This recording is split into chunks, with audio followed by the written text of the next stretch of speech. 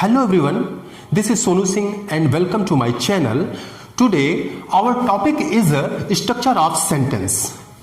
देखिए किसी भी सेंटेंस को बनाने के लिए हमें उसके स्ट्रक्चर के बारे में जानना जरूरी होता है। तो आइए सबसे पहले हम जानते हैं किसी भी सेंटेंस का स्ट्रक्चर क्या होता है। किसी भी सेंटेंस के स्ट्रक्चर में तीन चीजें सबसे ज्यादा नेसेसरी होती हैं। पहला होता है सब्जेक्ट, दूसरे नंबर पर आता है वर्ब, तीसरे नंबर पर आता है ऑब्जेक्ट। अब हमें जानना है what is a subject, what is a verb and what is a object. तो सब्जेक्ट क्या होता है? सब्जेक्ट हिंदी में कहते हैं कर्ता। कर्ता मीन्स करने वाला, मीन्स डूअर, यानी जो काम को करता है, यानी उस सेंटेंस की मेन बॉडी जिसके द्वारा काम होता है वो सब्जेक्ट कहलाता है। दूसरे नंबर पर आता है वर्ब। वर्ब यानी क्रिया, यानी एक्शन। सब्जेक्ट के द्वारा फिजिकल एफर्ट जो होता है वो वर्ब कहलाता है। फिजिकल एफर्ट मीन्स उसकी शारीरिक गतिविधियां जो होती हैं। तीसरे नंबर पर आता है ऑब्जेक्ट। ऑब्जेक्ट यानी कर्म, यानी सब्जेक्ट का फोकस किस चीज पर होता है, सब्जेक्ट का टारगेट क्या है, सब्जेक्ट का डीड क्या है।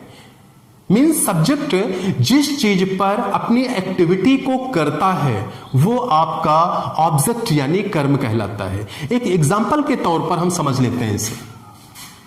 I am teaching you means मैं तुम्हें पढ़ा रहा हूं। मैं तुम्हें पढ़ा रहा हूं, यानी कि पढ़ाने का काम कौन कर रहा है? मैं, यानी मेरे द्वारा एक काम हो रहा है, यानी जो मेन बॉडी है जो काम को कर रहा है वो हूं मैं, यानी आई। तो मैं हो गया सब्जेक्ट। उसके बाद मेरे द्वारा काम कौन सा हो रहा है? पढ़ाना। मेरे द्वारा काम हो रहा है पढ़ाने का, तो यानी कि फिजिकल एफर्ट मेरे द्वारा कौन सा हो रहा है? टीचिंग का। तो टीचिंग आपका हो गया वर्ब। अब तीसरे नंबर पर आता है object. What is object? Object यानी कि टारगेट, नहीं सब्जेक्ट के द्वारा किसको पढ़ाया जा रहा है। सब्जेक्ट अपनी एक्टिविटी तो कर रहा है, सब्जेक्ट जो है पढ़ा रहा है, लेकिन किसको पढ़ा रहा है? आखिर उसका भी कोई टारगेट है। जैसे इस समय मैं आपको पढ़ा रहा हूं ना, तो मेरा टारगेट कौन है? आप हो ना। मैं शारीरिक श्रम तो करूंगा, लेकिन किसके लिए करूंगा? आपके लिए करूंगा, यानी आप हो गए ऑब्जेक्ट। इस प्रकार से आई हो गया आपका सब्जेक्ट, टीचिंग हो गया वर्ब और यू हो गया ऑब्जेक्ट। यानी कि सब्जेक्ट करने वाला होता है, ये आपका एक्शन होता है, और ऑब्जेक्ट जो होता है वो डीड यानी कि कर्म होता है। ठीक। अब हम बात करते हैं फॉर्म्स ऑफ वर्ब। वर्ब की कितनी फॉर्म होती है? जिस प्रकार से किसी भी सेंटेंस को बनाने के लिए ग्लोसरी की जरूरत होती है, शब्दकोश की जरूरत होती है, यानी वर्ड मीनिंग की जरूरत होती है, उसी प्रकार फॉर्म्स ऑफ वर्ब की भी जरूरत होती है। किसी भी वर्ब की 4 फॉर्म्स होती हैं। पहला होता है फर्स्ट फॉर्म, दूसरा होता है सेकंड फॉर्म, तीसरा होता है third form. First, second, third and fourth. First form को हम कहते हैं प्रेजेंट, फर्स्ट फॉर्म को हम कहते हैं प्रेजेंट, सेकंड फॉर्म को कहते हैं पास्ट, थर्ड फॉर्म को कहते हैं पास्ट पार्टिसिपल, और फोर्थ फॉर्म को कहते हैं प्रेजेंट पार्टिसिपल। एग्जांपल के तौर पे समझ लेते हैं। जैसे मान लीजिए एक वर्ड मैंने लिया गो। गो मीन्स जाना, गो मीन्स जाना। गो इज द फर्स्ट फॉर्म, गो अपने में फर्स्ट फॉर्म है। ठीक। इसका सेकंड फॉर्म हो गया वेंट, वेंट यानी गया। थर्ड फॉर्म हो गया गॉन, और फोर्थ फॉर्म हो गया गोइंग। यानी फर्स्ट फॉर्म में जब हम आईएनजी लगा लेते हैं तो वो हमारा फोर्थ फॉर्म, जिसे हम आईएनजी फॉर्म भी कहते हैं। इसी प्रकार से एक एग्जांपल और लेते हैं, ईट।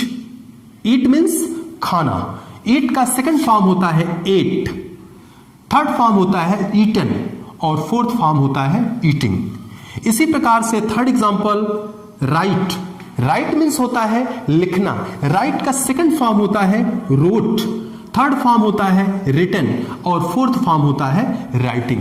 ये तो हमने एग्जाम्पल के तौर पे आपको बताया कि किसी भी एक्शन के 4 फॉर्म कैसे होते हैं। आपकी बुक्स में बहुत से वर्ड होंगे और उसके 4 फॉर्म भी होंगे, आप लोग उसे लर्न जरूर कर लीजिए। 1 नंबर पर आप ग्लोसरी को तैयार करिए यानी वोकैबुलरी को तैयार करिए और दूसरे नंबर पर फॉर्म्स ऑफ वर्ब को तैयार करिए, इसे रट लीजिए, क्योंकि जितने भी फॉर्म होते हैं ये अलग अलग टेंस में अलग अलग यूज होते हैं। यानी प्रेजेंट में अलग होगा, पास्ट में अलग होगा, फ्यूचर में अलग होगा। तो आपको इसे जानना जरूरी है, आपको इसे लर्न करना जरूरी है। अब बात होती है टाइप्स ऑफ वर्ब। वर्ब के कितने टाइप्स होते हैं, कितने प्रकार होते हैं? मुख्य रूप से 2 प्रकार होते हैं, और तो बहुत होते हैं लेकिन हमें मोटा मोटा भी जानना है। मुख्य रूप से 2 प्रकार होते हैं। एक होता है एक्सिलरी वर्ब। एक्सिलरी वर्ब को हम लोग हेल्पिंग वर्ब भी कहते हैं। हेल्पिंग वर्ब यानी सहायक क्रिया। दूसरे नंबर पर आता है मेन वर्ब। मेन वर्ब को हिंदी में कहते हैं मुख्य क्रिया। मुख्य यानी मेन वर्ब, इसे हम प्रिंसिपल वर्ब भी कहते हैं। तो सबसे पहले हम जान लेते हैं कि एक्सिलरी वर्ब क्या है। एक्सिलरी वर्ब यानी हेल्पिंग वर्ब, नाम से ही पता चलता है सहायक क्रिया है जो मेन वर्ब की सहायता करता है। इसके साथ साथ ये ट्रांसलेशन की यानी उस सेंटेंस की स्टेट भी बताता है कि वो किस टेंस में है। एक्सिलरी वर्ब जैसे do, does, did, is, are, am, was, were, have, has, had, will, shall, etcetera, ये सभी एक्सिलरी वर्ब हैं। एक्सिलरी वर्ब कभी अर्थ की कंडीशन में नहीं आता है, मीनिंग के लिए नहीं आता है, यह हमेशा याद रखिएगा। दूसरे नंबर पर आता है मेन वर्ब। मेन वर्ब वो होता है जो सब्जेक्ट के द्वारा एक्टिविटी की जाती है, एक्शन की जाती है। जैसे I am playing, I am playing, I हो गया सब्जेक्ट, एम जो हो गया वो आपका एक्सिलरी वर्ब हो गया। आई के द्वारा कौन सा एक्शन किया जा रहा है? प्लेइंग का एक्शन किया जा रहा है, यानी प्ले किया जा रहा है, यानी खेला जा रहा है। तो खेलना जो है वो सब्जेक्ट के द्वारा हो रहा है, इसीलिए वो मेन वर्ब हो जाएगा। मेन वर्ब में जैसे मान लीजिए प्ले यानी खेलना, सी यानी देखना, ईट यानी खाना, ड्रिंक यानी पीना, रीड यानी पढ़ना, गो यानी जाना, कम यानी आना, स्विम यानी तैरना, स्विंग यानी झूलना, डांस यानी नाचना और जंप यानी कूदना, एटसेट्रा। ये जितने भी वर्ब हैं, प्ले, सी, ईट, ड्रिंक, एटसेट्रा, इन सब को पढ़ने से ही पता चल जाता है कि इसमें कुछ ना कुछ एक्टिविटी हो रही है।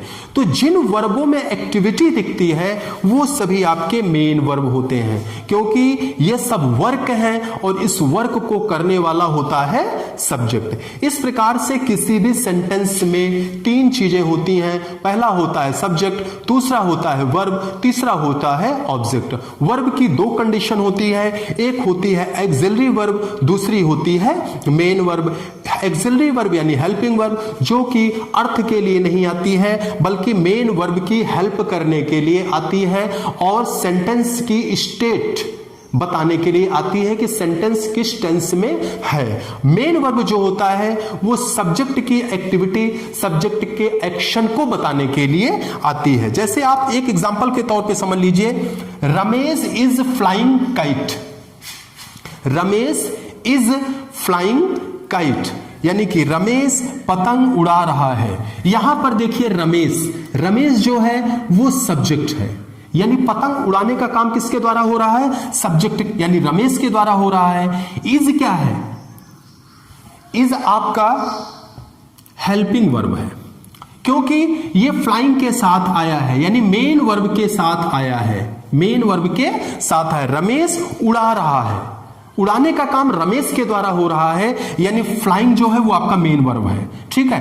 काइट ये आपका वस्तु हो गया, थिंग हो गया, ऑब्जेक्ट हो गया, क्योंकि रमेश का टारगेट जो है वो पतंग को उड़ाना है ना, पतंग को उड़ाना, उड़ा तो रहा है लेकिन किस चीज को उड़ा रहा है? पतंग को उड़ा रहा है, तो पतंग आपका हो गया ऑब्जेक्ट।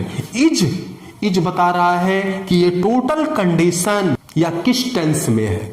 रमेश पतंग उड़ा रहा है, यानी है लगा है ना, इस प्रकार से पता चल रहा है कि ये प्रेजेंट कंटीन्यूअस टेंस है। अब हम बात करते हैं किसी भी टेंस में कितने प्रकार के सेंटेंस बनाए जाते हैं। देखिए, किसी भी टेंस में जो सेंटेंस बनाए जाते हैं वो 3 टाइप के ही बनाए जाते हैं। पहले नंबर पर आता है अफर्मेटिव सेंटेंस। अफर्मेटिव सेंटेंस को हम लोग पॉजिटिव सेंटेंस भी कहते हैं, हिंदी में इसे सकारात्मक सेंटेंस कहते हैं।